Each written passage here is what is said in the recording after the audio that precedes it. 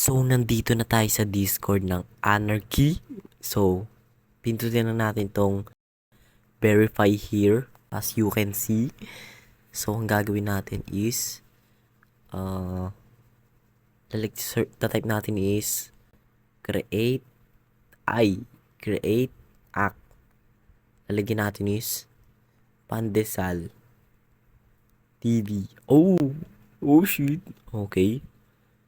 Okay, so nag-chat sa atin tong basta. To, tita natin, no? Ito. So, ayan. Ito pala yung binigay sa ating code. Yung 857836. So, yan. As you can see. So, pupunta na tayo in-game. Let's go. So, ganito pala dapat ang pangalan nyo sa SAMP. So, ganyan. Ganun, walang basta. So, pasok na tayo in-game. Let's go. So, ayan. Papasok na tayo in-game. As you can see.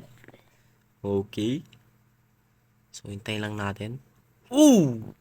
So, lalagyan natin yung sinend ng bot na pin. Ito yun sa akin guys eh. 857836. So, input. So, lalagay ko na yung password ko guys. Babalikan ko yung pag okay na. Let's go. So, nandito na tayo sa sa may character. Pipili tayo. Pindutin natin tong empty slot. As you can see. Oh shit! Wait a minute.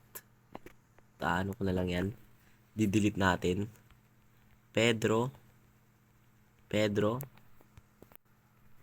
Pandesal. Okay. Yun na lang.